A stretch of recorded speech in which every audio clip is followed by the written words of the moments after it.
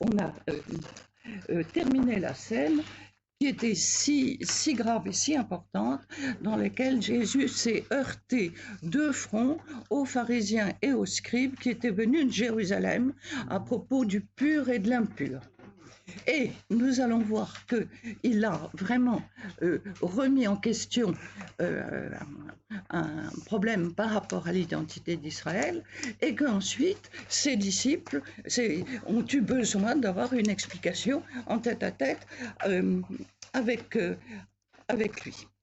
Et on change complètement d'environnement puisque on nous dit que, parti de là, Jésus se rendit dans le territoire de Tyr. Bon, donc, il était au bord du lac de Tibériade. Et là, de là, il va marcher. Robert, il y a combien de kilomètres pour aller jusqu'à Tyr? Mais en gros, il y a combien d'heures de marche? Pas mal. Oui, oui. Il y a une centaine de kilomètres? Une centaine, oui. Une centaine, oui.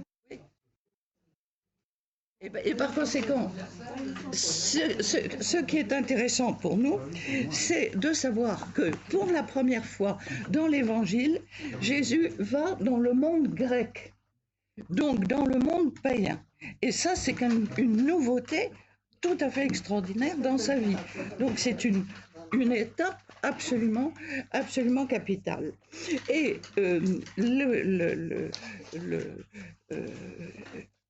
façon, justement, Marc, dans l'organisation de tout son récit, va lier la controverse sur le pur et l'impur avec les pharisiens et les scribes, avec l'action de Jésus en territoire païen. Et par conséquent, il y a là quelque chose qui est très important. Et par conséquent, il va y avoir plusieurs étapes dans le ministère de Jésus. Jésus est envoyé pour s'adresser à Israël. Et la grande question, pourquoi est-ce qu'il va aller ailleurs? Pourquoi est-ce qu'il va aller ailleurs? Et encore une fois, affronter un autre monde, et un monde vraiment avec sa civilisation. Et donc Jésus, c'est intéressant de se rendre compte de cela, c'est que Jésus va être confronté au monde païen avec tous ses temples, avec toutes ses idoles et avec tous ses rites. Moi, j'avais jamais réfléchi à ça, j'avais jamais pensé que Jésus, dans le fond, il avait vu, de ses yeux vus, des vrais temples d'idoles, remplis d'idoles, quand il va en territoire païen, puisqu'il est là à Tyr, et qu'il va, lui, dans sa foi, qui est une foi à la fois d'essence divine et d'essence humaine, être confronté à la mythologie païenne. Et il va vers eux. Or, le problème, c'est qu'il est juif, et qu'est-ce qu'un juif a à aller faire ailleurs? Est-ce qu'il n'est pas plutôt destiné à uniquement s'occuper des brebis perdues d'Israël, qui était la grande question qu'il avait posée? Vous savez, il avait dit qu'il avait, avant la multiplication des pains, qu'il avait pitié d'eux parce qu'ils étaient comme des brebis sans berger, et qu'il était donc rempli de compassion. Et donc, on nous dit qu'il va dans le territoire de Tyr. Et par conséquent, ce qui est très important, c'est donc cette immersion dans une autre civilisation. Et il entre dans une maison, et vous voyez, le terme de la maison, ça fait plusieurs fois qu'on le retrouve, ce thème. On nous dit, il était à la maison, il était dans la maison de Pierre, il était à la maison. Et donc, il rentre dans une maison, et il ne voulait pas qu'on le sache, mais il ne put rester longtemps ignoré. Et pourquoi est-ce que, effectivement, il faut se reporter à un petit peu plus loin, un petit peu plus en avant, quand on voit effectivement toutes les foules, vous vous souvenez, toutes les foules qui voulaient s'approcher de lui, à la fin du chapitre 6, partout où il entrait, village, ville ou hameau, on mettait les malades sur les places, on le suppliait simplement de les laisser toucher la frange de son vêtement, et tous ceux qui le touchaient étaient tous guéris. Donc toute cette réputation, elle va très loin, puisqu'elle va dans le territoire de Tyr et qu'elle va donc, je dirais, à l'étranger, entre guillemets. Sa réputation se répand et de manière très importante. Mais il ne peut rester ignoré. Alors tout de suite, une femme. Et alors c'est très intéressant parce que, vous voyez, on a l'expression justement de cette femme dont la fille avait un esprit impur, entendit parler de lui et vint se jeter à ses pieds. Et donc, qu'est-ce que l'on nous dit sur cette femme? On nous précise au verset 26 qu'elle était païenne, bon, donc elle n'est pas juive, ça c'est une manière, et qu'elle était syrophénicienne, donc qu'elle était grecque, originaire de Phénicie. Et par conséquent, c'est ici quelque chose qui est très important avec l'idée de Jésus qui va en territoire païen, mais allant en territoire païen, il reprend en fait la tradition des prophètes, parce qu'il va faire comme Élie et Élisée, qui sont allés en territoire païen et qui ont fait des miracles en territoire païen, avec la veuve de, par exemple, la veuve de Sarepta. Et à ce moment-là, il y a cette idée on retrouve l'esprit impur. Et l'esprit impur, cela nous renvoie effectivement au début du chapitre, quand Jésus dit « Ne savez-vous pas que rien de ce qui pénètre de l'extérieur dans l'homme ne peut le rendre impur ?» Tout va se jouer sur ce problème pureté-impureté. Mais il faut tout de suite préciser, pureté et impureté, il s'agit du problème derrière ces mots, pur et impur, c'est vérité, mensonge. Et c'est la raison pour laquelle, d'ailleurs ce matin, comme par hasard, c'était une lecture de la Genèse avec le problème du mensonge et le problème du péché. Et par conséquent, il faut bien voir que derrière les mots pur impur, c'est pas une question de sexualité ou de quelque chose de ce genre, c'est beaucoup plus une question de vérité, la pureté de la vérité, la découverte de la vérité face au mensonge. Donc derrière ces deux mots, c'est effectivement le problème même de la foi qui est posé. Et par conséquent, cette femme donc avait entendu parler de lui. Donc vous voyez à quel point sa réputation était grande. Et elle vient se jeter à ses pieds. Et c'est très intéressant de voir que les païens se jettent aux pieds de Jésus. Il y a quelqu'un d'autre qui a fait cela, c'était le centurion, qui se jette aux pieds de Jésus. Et par conséquent, qui reconnaît en lui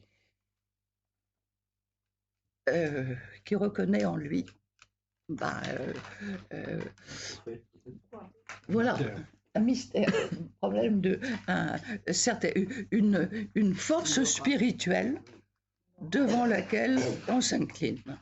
Et par conséquent, elle vient se jeter devant lui et elle demande à Jésus de chasser le démon hors de sa fille. Et Jésus lui répond, laisse d'abord les enfants se rassasier. Donc il parle des enfants et le terme rassasié. Et le terme rassasié renvoie obligatoirement au don de Dieu, et en particulier le terme rassasié renvoie toujours dans l'esprit de ceux qui écoutent le texte et qui entendent les paroles de Jésus, le don de la manne. Les dons de Dieu sont faits pour donner la vie. Et cette idée du rassasiement, derrière le mot rassasié, il faut voir en contrepoint le mot famine, parce qu'on mourrait de faim encore, et le fait d'être rassasié et le sentiment d'avoir la plénitude de la vie. Et par conséquent, il y avait justement laissé d'abord les enfants se rassasier, et quand il parle des enfants, il pense à Israël, car ce n'est pas beau ce n'est pas bien de prendre le pain des enfants et de les jeter aux petits chiens. Alors, pour les païens, ça. Eh ben, on va voir justement. Alors, il faut bien voir que les chiens, ce sont les païens. Bon, et que les Romains sont souvent traités de chiens. C'est une injure. C'est une injure. Et surtout, il faut bien se rendre compte que derrière le mot chien, c'est pas le côté tout, mon toutou, hein, moi je croule là-dessous, sous les toutous de la famille. Bon, c'est l'animal qui est dangereux et c'est l'animal qui est méchant et c'est l'animal qui mord. Et dans les psaumes, combien de fois, dans le psaume 22 par exemple, ce sont des chiens qui me cernent et ce sont des chiens qui me font peur et qui font partie des hallucinations que je ressens. Le seul chien dans l'Antiquité qui ait un aspect sympathique, c'est le chien dans l'Antiquité, dans toute la littérature de l'Antiquité, c'est le chien d'Ulysse.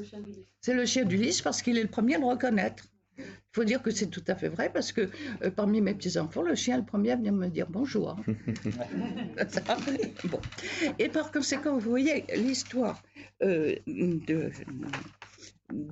petits chiens. Donc on peut être absolument stupéfait de cette réponse en se demandant ce que Jésus veut bien vouloir dire. Et celle-ci répond, et elle répond en prenant Jésus vraiment à partir de ce qu'il a dit, c'est que les petits chiens aussi, dessous la table, mangent les miettes des petits-enfants. Et par conséquent, ce qui est intéressant, c'est de voir que dans la mission de Jésus, finalement, Jésus, à partir du verset 27, il hésite. Il y a un temps d'hésitation. Et ce qui est extraordinaire, c'est que la femme, d'une certaine manière, vient à son aide parce qu'elle rebondit sur ce qu'il lui a dit. Elle aurait pu l'envoyer, elle aurait pu partir vexée. Et au contraire, elle accepte ce que dit Jésus et elle accepte d'aller sous la table pour ramasser les miettes. Et donc c'est un acte d'humilité absolument extraordinaire et par conséquent, elle se situe tout à fait dans cette réalité d'accepter qu'il y ait des élus qui sont les enfants et puis d'autres qui vont recevoir les miettes. Et par conséquent, on ne peut lire ce récit que dans l'extraordinaire développement du dessein de Dieu qui va créer le monde, qui va confier la création à Adam, en lui faisant confiance et en lui donnant la responsabilité de nommer les différentes espèces. Il va y avoir, pour que l'univers créé par Dieu soit complet, la création d'Ève, et par conséquent, il va y avoir ce don qui est fait. Et puis, ce qui est absolument magnifique, c'est que Jésus, dans sa mission, qui est d'annoncer la bonne nouvelle du Messie à Israël, va déborder et va aller jusqu'aux païens, et que cette femme, elle joue un rôle providentiel dans la mesure où elle entre exactement dans la perspective de Jésus. Jésus découvre sa mission universelle. Voilà. Et c'est ce qui nous renvoie à effectivement ce qui se passait avec les pharisiens et les publicains, avec le problème du pur et de l'impur, puisque la grande discussion avec les pharisiens qui avait lieu auparavant, c'est si tu veux remplir, que disaient les pharisiens? Si tu veux remplir ta mission, tu dois respecter tous les rites de notre religion, sinon tu ne fais pas vraiment partie de la communauté. C'est comme ça que s'était terminée la scène. Et du coup, Jésus s'en va ailleurs. Et ce qui est absolument extraordinaire, c'est que cette femme brise la frontière et accepte l'humilité d'être comme les petits chiens qui ramassent les miettes, ce que les pharisiens sont incapables de faire. Et par ce miracle, Jésus va démontrer aux Juifs que les païens ne sont pas des chiens, et c'est le rappel de la création de l'humanité. Donc il faut situer cette scène dans, premièrement, Dieu a créé l'homme, a créé le monde, a créé l'homme et la femme, a donné la vie, a confié la responsabilité de la vie à Adam et Ève. Deuxièmement, il a choisi Israël pour lui faire partager son projet de sainteté, quand il dit dans la Genèse au chapitre 12, « En toi seront bénies toutes les familles de la terre ». Au chapitre 12. Et troisièmement, ce problème-là du salut apporté à l'humanité par l'intermédiaire d'Israël, nous le trouverons dit d'une autre manière par une autre femme dans le dialogue de Jésus avec la Samaritaine. Au chapitre 4 de Saint Jean, la Samaritaine dit « Je sais, le salut vient des Juifs, le salut vient d'Israël ». La Samaritaine, une païenne, là encore, une païenne à la vie compliquée, etc., comme par hasard. Bon. Et ensuite, Saint Paul nous dira dans l'Épître aux Romains, au chapitre 1, au verset 16, « L'Évangile est puissance de Dieu pour le salut de quiconque croit, qu'il soit juif ou grec. » Et par conséquent, il y a ici cette ouverture du don d'Israël, de l'entrée dans la révélation d'Israël aux païens à travers la réflexion de cette femme, mais qui entre dans la perspective divine. Et par conséquent, c'est ainsi que la fille qui est délivrée de l'esprit impur, dans le fond, symboliquement, métaphoriquement, analogiquement, enfin tous les adverbes que vous voulez, en fait, elle représente le monde païen délivré de la mythologie et qui va pouvoir avoir accès à la vérité dans la personne du Christ. Et c'est ça ce qui est magnifique. Alors, on prend sous la forme de sa maladie, si vous voulez, de cet esprit impur qu'il a possédé, mais cet esprit impur dont elle va être libérée pour entrer justement dans la foi à Israël, c'est-à-dire c'est la symbolique du monde païen délivrée de la mythologie qui a accès au Dieu unique et vrai. Et par conséquent, nous avons ici cette remarquable expression, et à cause de cette parole, et donc nous voyons à quel point la femme a joué un rôle capital. Elle retourna chez elle et trouva l'enfant étendu sur le lit, le démon l'avait quitté. Et par conséquent, vous voyez que très souvent, on lit cette histoire comme un joli miracle, en se disant les petits chiens, c'est pittoresque, c'est mignon, les miettes, etc., etc. Mais c'est, vous voyez, dans une lecture symbolique, c'est quelque chose d'extraordinairement magnifique que de voir Jésus dans sa mission, et sa mission qui rencontre des gens qui sont avides de vérité et avides d'entendre la parole. Et c'est là où, du coup, ça nous renvoie à l'attitude, je dirais, des nantis. Les nantis, c'est nous. C'est nous parce qu'on a la chance d'avoir un pasteur, on a la chance d'avoir une communauté, on a la chance de tout avoir. Et par conséquent, les nantis, que sont les pharisiens et les juifs, regardent de haut ces pauvres et les considèrent comme des chiens. Et donc, vous voyez, c'est très intéressant.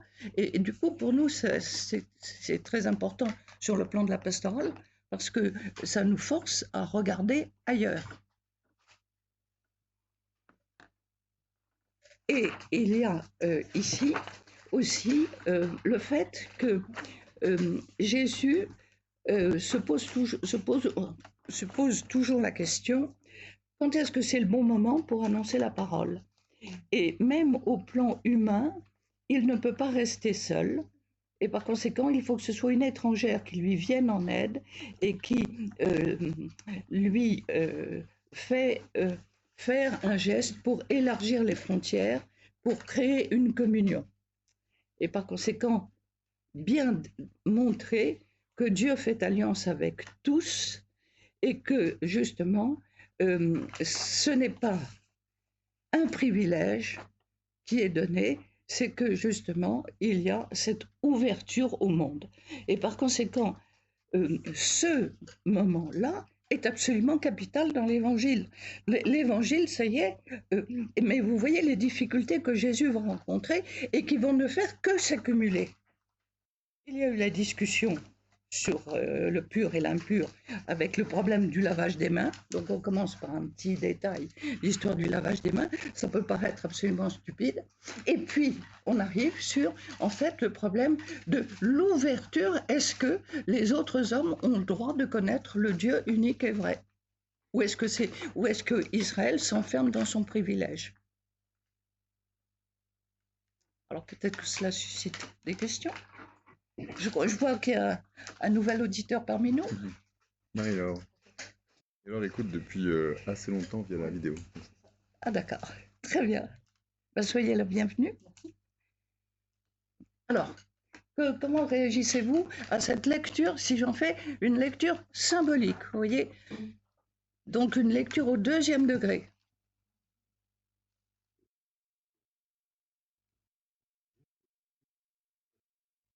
L'heure n'est pas encore venue. Par comparaison avec Oui. il est près de Oui. Marie.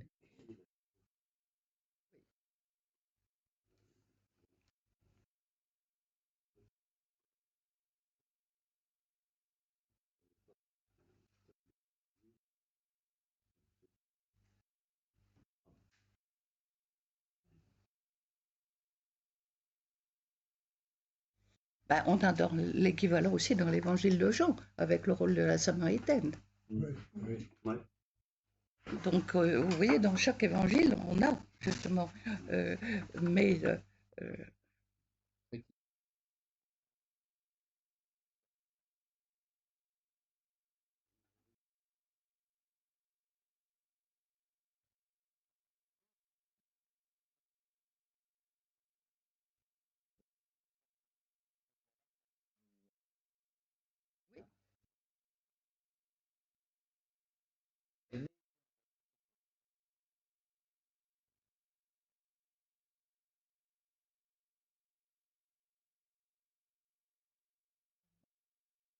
et justement, c'est ça ce qui est intéressant, c'est de montrer comment, et ça, ce sont toutes les études justement que l'on fait pour bien montrer, surtout qu'il va y avoir l'anniversaire du Concile de Nicée, que Jésus progresse dans sa foi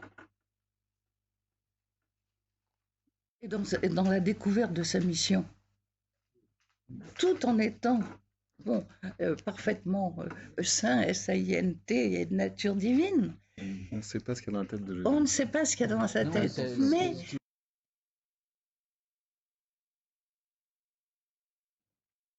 Vous avez dit au début de l'année.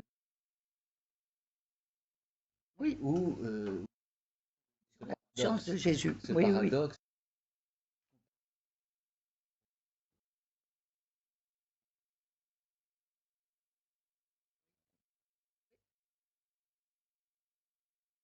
Sur la conscience de Jésus. Sur la oui. conscience.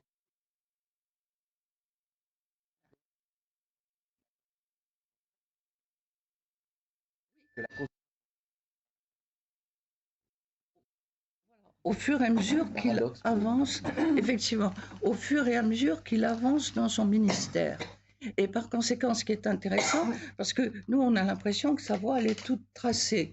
Mais quand même, est-ce que c'est pas nier l'humanité de Jésus que de se dire qu'il réagit, qu'il a des réactions humaines aux conversations avec des gens qu'il rencontre? Mais oui. Mais Mon point, c'est juste distinguer des hypothèses, Tout à fait. d'asséner une vérité. Non, dire, non, il n'est pas c'est- question d'asséner une vérité, il est question d'essayer de comprendre comment Jésus avance dans sa mission.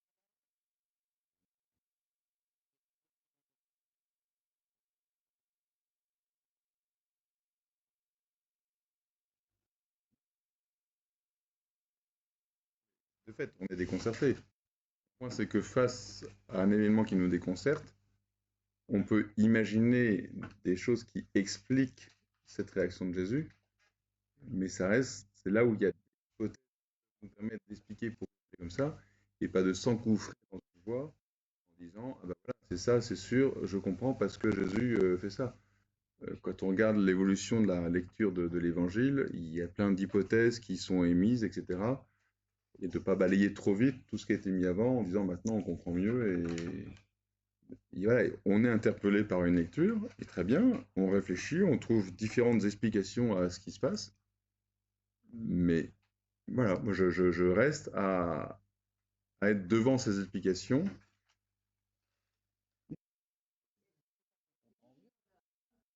Je réfléchis. Quand je présente différentes hypothèses, je réfléchis. Ben oui, c'est ça. Mais je ne fonce pas dans une disant voilà pourquoi Jésus dit ça.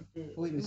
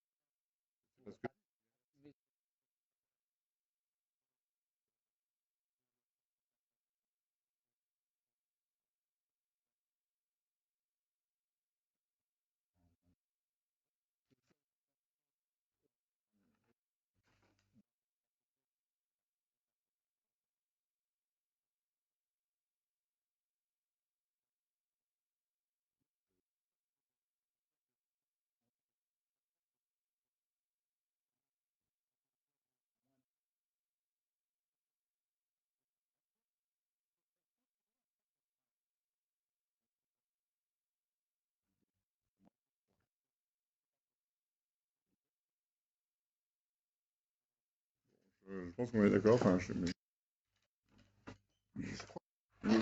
dire qu'on comprend mieux. je dis non, je dis l'inverse. Je dis attention à ne pas croire qu'on comprend mieux aujourd'hui. Oui. À rester déconcerté, pour reprendre vos mots, et à se réjouir d'avoir d'autres hypothèses, mais à rester déconcerté. C'est tout. Bon, si on ne va pas monopoliser le truc. Et ce qui est évidemment est très important parce que donc de la même manière qu'il avait déclaré purs tous les aliments dans le chapitre précédent, dans la péricope précédente, et bien là, d'une certaine manière, il déclare, enfin, il dit que le monde païen a le droit, enfin, de partager le bonheur que Dieu promettait à Israël. En fait, il faut revenir à la création. C'est pour ça qu'il y avait la lecture de la Genèse ce matin. Dieu a créé le monde. Et puis, il y a eu les incidents qui nous sont racontés avec le déluge. Et c'est après le déluge que Dieu protège Noé. Et avec ce qu'on appelle l'alliance noéchique, l'alliance avec Noé, et ensuite la bénédiction qui est accordée à Abraham, en toi seront bénies toutes les familles de la terre. Et le don de la loi, en fait, dans le projet divin, le don de la loi, c'est pour que l'homme puisse expérimenter et partager la sainteté de Dieu. C'est ça le bonheur, la vie éternelle. C'est qu'ils te connaissent, toi, le seul et unique vrai Dieu, et partager ce bonheur dans la sainteté. Bon, alors, mais l'homme, il est ce qu'il est. Et par conséquent, c'est bien pour ça qu'il y a la loi qui a été donnée et qu'il y a en même temps que la loi, les 10 paroles, ce qu'on appelle les 10 commandements, il y a aussi toutes les règles du Lévitique, hein, avec toute la législation qui concerne l'organisation de la vie en société, avec les hommes tels qu'ils sont, avec tous leurs défauts, tout ceci, tout cela. Mais ce qui est absolument extraordinaire dans ce texte, c'est de passer, c'est de voir l'évolution du ministère de Jésus. On s'est rendu compte qu'il y a des endroits où il est reçu, d'autres endroits où il est rejeté. Et nous avons l'exemple de Nazareth. Là, il n'a pas pu faire de miracle. Et puis, au contraire, des foules qui sont très avides. Et ce qui est intéressant, c'est de se rendre compte que en Galilée, eh bien, la Galilée qui était très mal vue parce qu'on parlait de la Galilée des nations, où il y avait eu beaucoup de cultes païens, c'est là où il réalise le plus de miracles. Et par conséquent, donc, il est allé dans le monde grec, donc à Tyr, et au verset 31, il nous est dit de nouveau, hors des régions de Tyr, il vint par Sidon vers la mer de Galilée, au milieu des régions de la Décapole. Donc il va passer tout à fait de l'autre côté et il va aller en territoire païen. Nous l'avions déjà vu faire ce miracle en Décapole dans le territoire de cet homme qui vivait dans les tombeaux, vous savez, le Gadarénien, cet homme qui était dans les tombeaux et qui était assailli d'une légion d'esprits impurs et que Jésus guérit, et les gens de son village le retrouvent assis, bien habillé, dans son bon sens, extraordinairement calme, et il demande à Jésus de le suivre. Et Jésus lui avait dit « Non, tu restes là où tu es ». Et visiblement, cet homme a dû parler de Jésus. Et par conséquent, quand il va aller en Décapole, il va rencontrer des gens qui ont déjà entendu parler de lui. Et par conséquent, il nous est bien dit qu'on lui amène. Donc Jésus quitte le territoire de Tyr, revient par Sidon, la mer de Galilée, en traversant le territoire de la Décapole. Donc vous voyez que Marc se soucie beaucoup d'organiser le trajet de Jésus pour bien nous montrer par où il passe. Et voilà qu'on lui amène un sourd qui, de plus, parlait difficilement, et on le supplie de lui imposer la main. Et il y a ici, effectivement, le miracle du possédé, qui habitait les tombeaux. Et donc, c'est justement, peut-être par l'intermédiaire de ce Gadarénien qui avait été guéri, que cet infirme est amené à Jésus. Et Jésus le prend à part, le prend loin de la foule, à l'écart. Vous voyez, Marc, il précise toujours. On pourrait dire, s'il est loin de la foule, à l'écart, ça y est, s'il répète, c'est pas nécessaire. Mais il insiste là-dessus, loin de la foule. Et Jésus lui mit les doigts dans les oreilles, cracha et lui toucha la langue. Et nous avons toujours ce verbe toucher. Et la symbolique de ce verbe toucher qui nous renvoie au chapitre 6, au verset 56, où on lui amenait partout des malades avec l'idée qu'il puisse simplement toucher la frange de son manteau. Et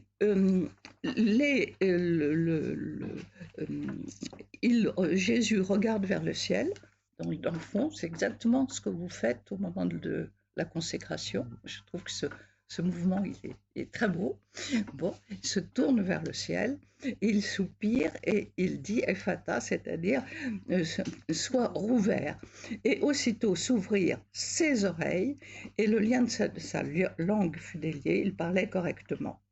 Et justement, ce qui est absolument extraordinaire, ils étaient saisis de surprise, il fait bien tout, il fait même entendre les sourds et parler les muets.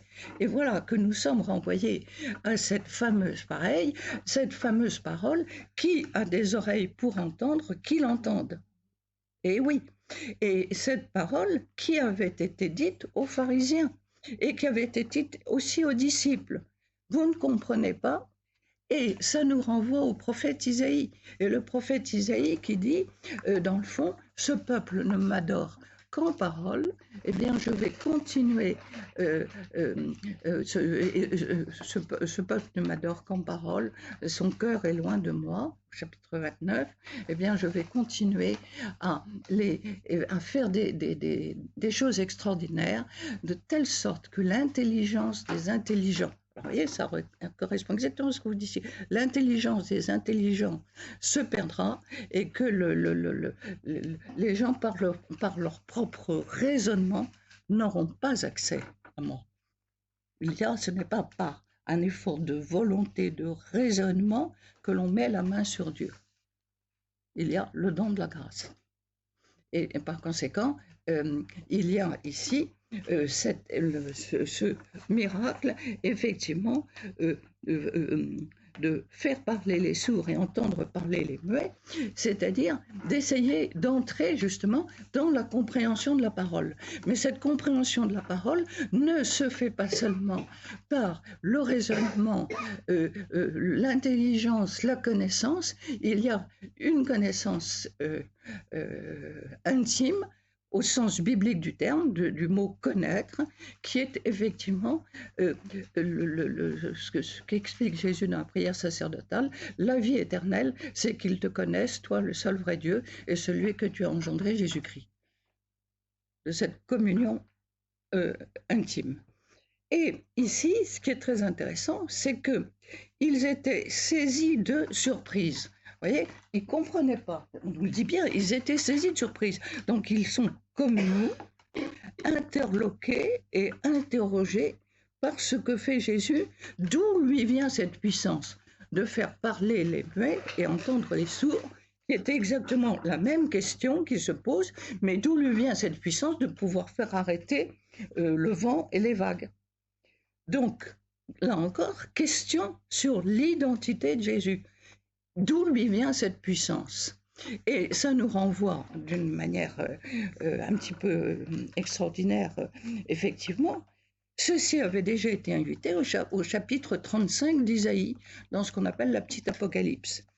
Et rachetés, ils verront la splendeur du Seigneur, libérés, ils verront notre Dieu dans sa gloire. À les rendre vigueur à leurs mains qui défaillent, à les rendre assurance aux genoux chancelants, à leurs cœurs apeurés, dites force et courage, car il vient notre Dieu pour juger et sauver. Et les yeux de l'aveugle, en ce jour, s'ouvriront, les oreilles du sourd, en ce jour, entendront, le boiteux, en ce jour, bondira comme un cerf, le gosier du muet, en ce jour, chantera. Et Isaïe continue, et la source au désert va couler en ruisseau, le torrent dévaler les rochers calcinés, le pays desséché deviendra comme un lac. Donc c'est ce qu'on appelle la petite Apocalypse dans Isaïe au chapitre 35. Et qui est un passage absolument magnifique. Effectivement, aux apôtres, si vous étiez attentifs à l'écriture, vous devriez reconnaître que les miracles que je fais, ils ont été annoncés. Les aveugles verront, les sourds entendront, les boiteux marcheront. Et c'est effectivement la réalisation des miracles de Jésus. Et vous voyez, en fait, à la fin de ce chapitre, de ce chapitre 7, puisque c'est comme ça qu'il se termine, à la fin de ce chapitre, nous voyons que Jésus demande d'abord un effort de clarification sur la sincérité de notre foi. Là, c'est par rapport à la première partie du chapitre 7 que nous avions vu la semaine dernière sur le problème des rites et le problème de la liturgie et le problème de se laver les mains. Mais ce n'était pas seulement se laver les mains comme ça pour avoir les mains propres, c'était beaucoup plus une signification aussi par rapport au rôle de la nourriture, par rapport à ce qui est pur et impur, ce qui était, encore une fois, une atteinte très, très profonde à l'identité même d'Israël et à ses rites. Ensuite, il va ailleurs dans cet ailleurs qui était méprisé par les Juifs. Nous avons reçu la vérité. Et d'ailleurs, c'est ce qui se passera au moment du procès de Jésus. Nous avons la vérité. Qu'est-ce que c'est que cet homme? Et il va y avoir collusion entre le pouvoir politique et le pouvoir religieux pour faire condamner Jésus. Ensuite, il va la question, c'est des gens qui ne sont pas prêts du tout à comprendre ce qui se passe, d'aller chez les Grecs, parce qu'ils n'avaient, quand il va chez les Grecs, parce qu'ils n'avaient pas du tout, si vous voulez, c'était des gens qui vivaient dans la mythologie de Zeus, d'Athéna, de Diane, de Cérès, de toute cette culture païenne, et qui vont, comme des sourds, qui vont tout d'un coup entendre, et qui vont avoir la révélation de la foi. Et ça, c'est aussi assez extraordinaire. C'est que ce monde des sourds, c'était le monde païen, qui a sa philosophie, qui a sa culture, qui a sa civilisation, qui est le fait de ce qu'il y a le plus extraordinaire dans le monde de l'époque. Et qu'est-ce que le petit Israël par rapport à la magnificence de l'Orient, et il n'y a qu'à penser à la beauté de ses monuments, à l'exaltation de l'intelligence, à tout. Qu'est-ce que l'Évangile par rapport aux monuments des tragédies classiques grecques et bon. Et vous voyez que effectivement, ouvrir les oreilles des sourds. Et c'est cette mission-là que Jésus va réaliser. Alors, il y a quand même une grande interrogation, c'est dans tout cela, où sont les disciples? On a l'impression de témoins muets. En fait. Oui, ils ne sont pas là. En fait, ce sont des tête-à-tête avec une femme étrangère et tête-à-tête avec un handicapé qui est exclu de toute la vie d'Israël. Quand Jésus va entrer au temple, dans l'évangile de Matthieu, dans tous les évangiles, il va aller au temple. Dans Jean, ça sera au chapitre 2, mais dans les synoptiques, ça sera quand il entrera à Jérusalem. Quand Jésus entre au temple, il va entrer avec des enfants et des gens qui étaient exclus, c'est-à-dire des sourds-muets, des handicapés, des paralysés, des gens dont on disait il y a quelque chose en eux qui n'est pas normal, donc ils sont marqués du péché. C'est ça le raisonnement.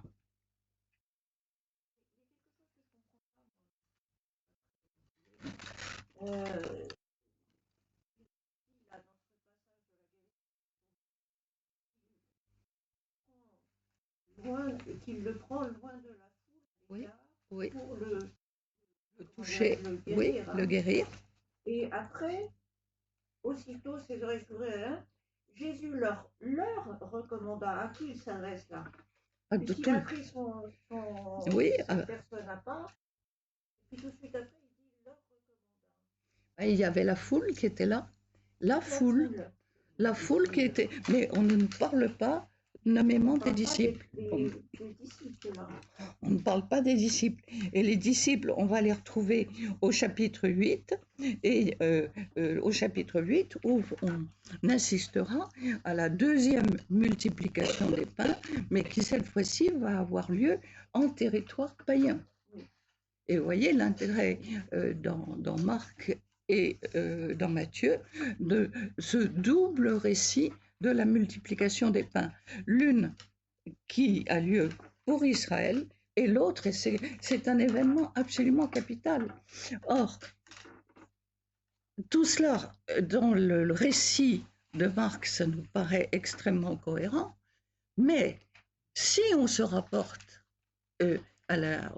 au début de l'évangélisation, donc après la mort de Jésus, situons en gros dans les années 33, 34, 35, nous allons voir que les apôtres vont être très étonnés au moment de se dire « mais est-ce qu'on va baptiser les païens ?» Et on va avoir la grande interrogation vis-à-vis du centurion Corneille. Et Corneille qui est un centurion romain, donc un païen, qui va être le premier païen à recevoir le baptême. Et ce qui va entraîner une grande discussion entre, justement, Pierre et Paul sur l'accès des païens à l'Église.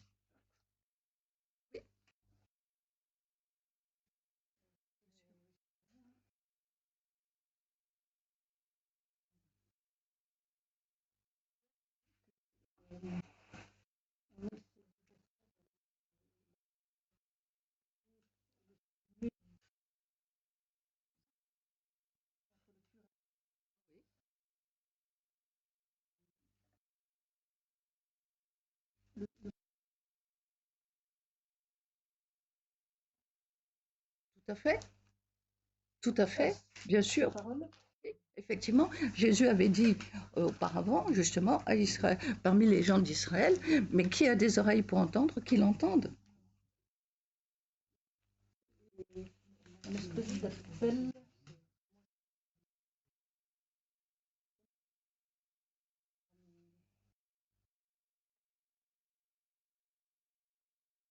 Tout à fait. Tout à fait. Tout à fait.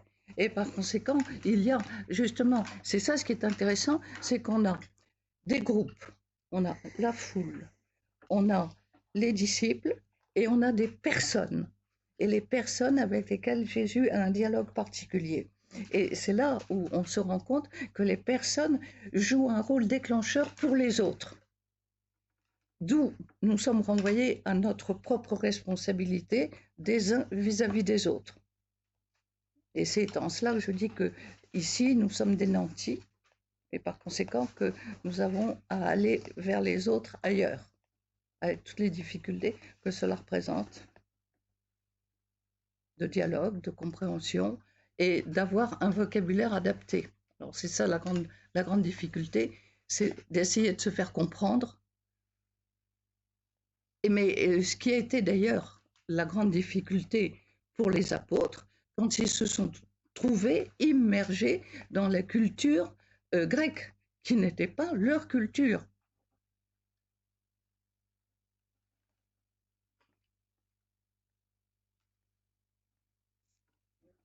Alors, vous êtes muet comme des cartes. Est-ce que vous avez des réactions, des choses à dire sur ces textes ?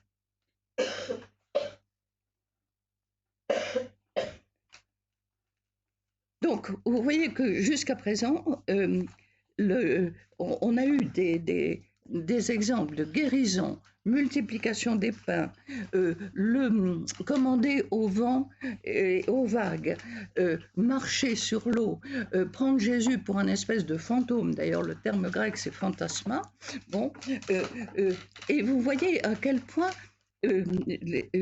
pour les disciples c'est difficile d'avancer.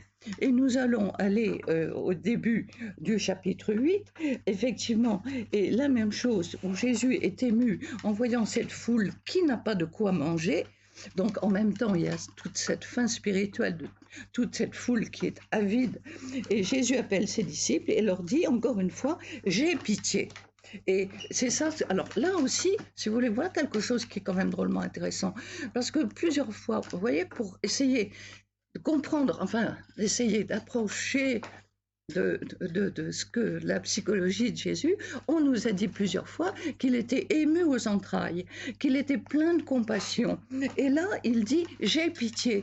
Et vous voyez, c'est extraordinaire de faire ressortir ces sentiments, cette émotion de Jésus qui partage, oui, je trouve que Marc insiste beaucoup là-dessus. Marc nous dit aussi qu'il a eu un sentiment de colère à propos au chapitre 3, à propos de la guérison de l'homme qui avait la main desséchée. Et il les regarde en leur disant « Est-il permis ou non de faire du bien le jour du sabbat ?» Et il les regarde avec colère, et le terme colère est employé justement dans le texte grec.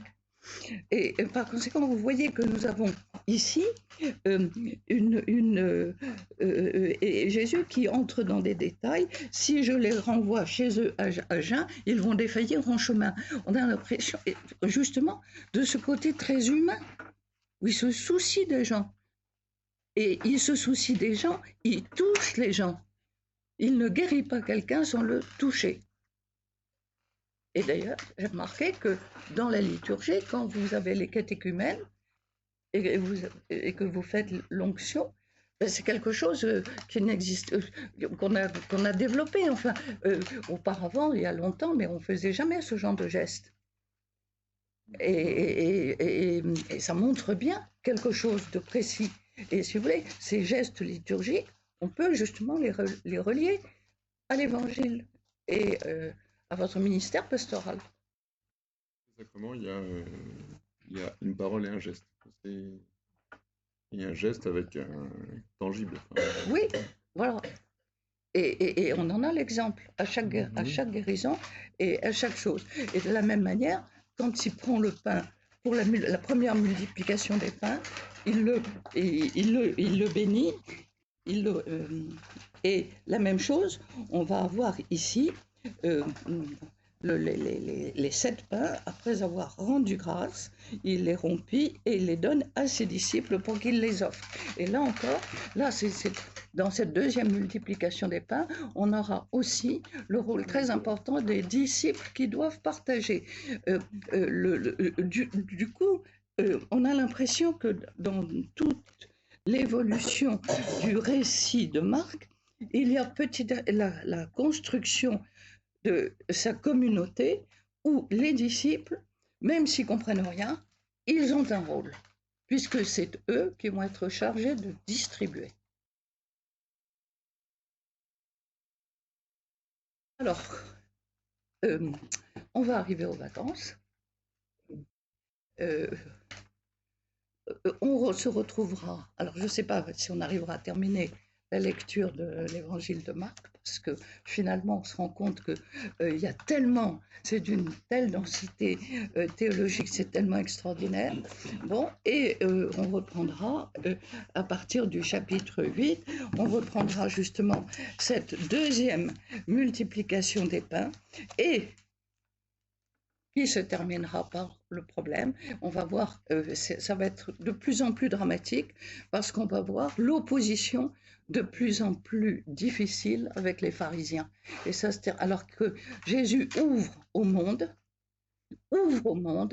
appelle le monde, et ça va se terminer par le signe qui est refusé aux pharisiens, où les pharisiens vont demander un signe, donne-nous un signe à notre mesure. Autrement dit, les pharisiens vont vouloir un signe comme le veau d'or, c'est-à-dire un signe que nous pouvons comprendre nous, alors que Jésus passe son temps à leur donner des signes, et des signes qu'ils ne peuvent pas comprendre parce qu'ils refusent d'entendre. D'où la nécessité de la conversion et de la guérison.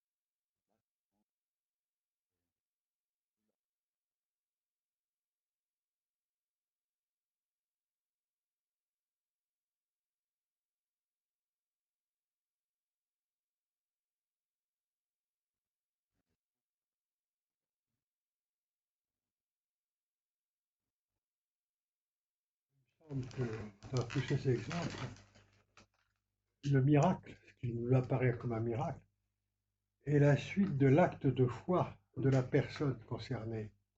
Ce n'est pas le miracle, le fait qui crée la foi.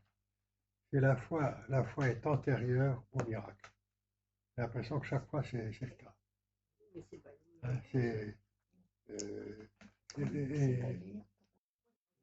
Jésus ne veut pas convertir les gens par les miracles. Par son enseignement, et après, bon,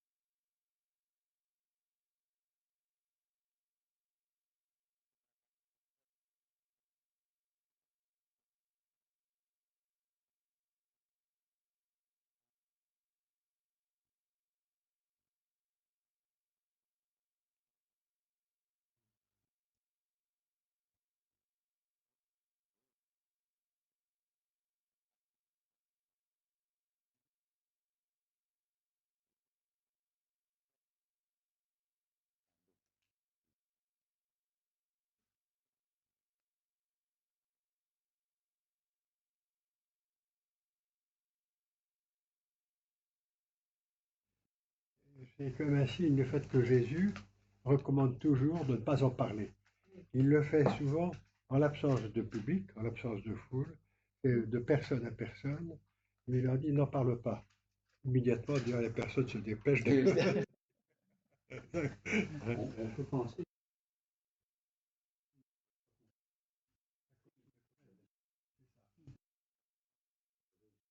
Oui.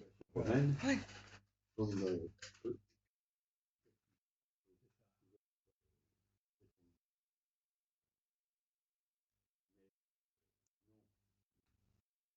Et il a aussitôt, dit ensuite, oui, mon royaume.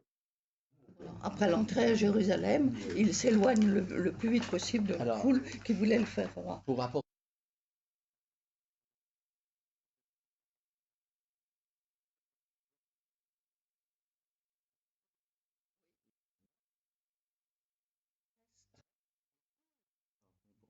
Et pas-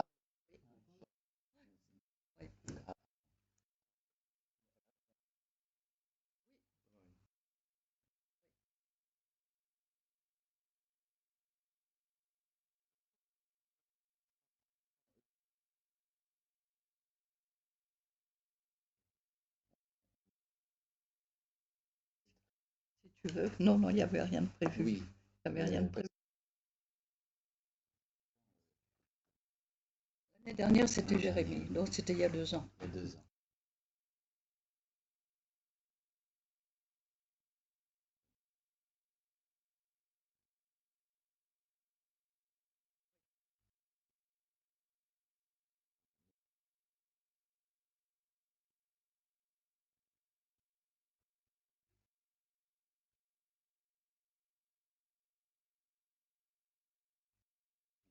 Ah, c'est sûr.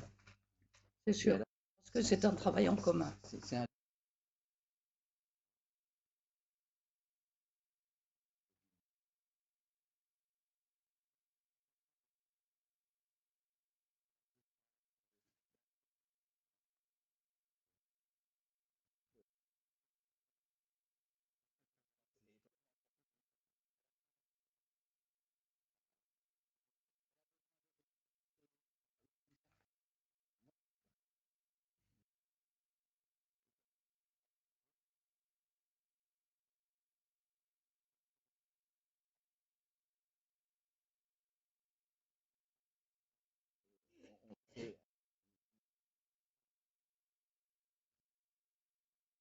en même temps qu'il est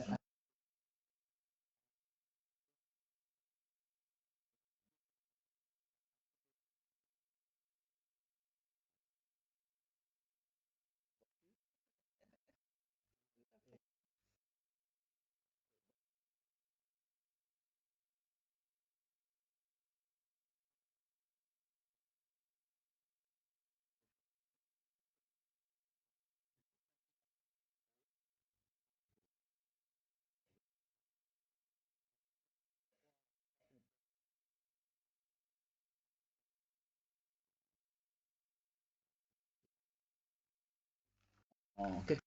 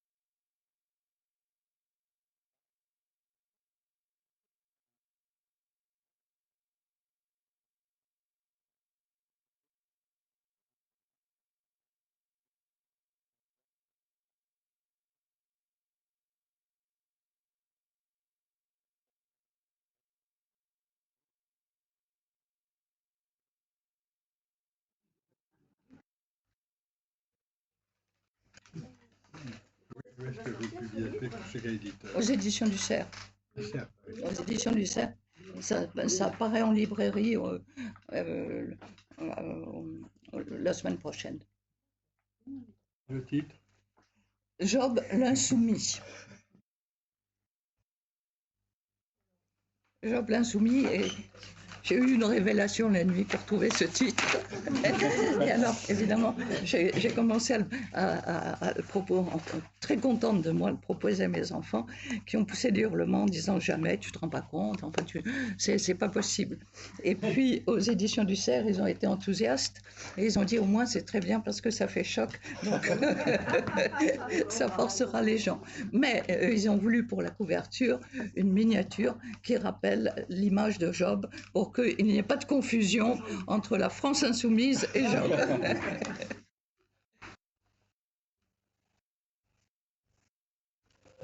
C'est bien. Très bien. Eh bien, bonne soirée à tous. Oui.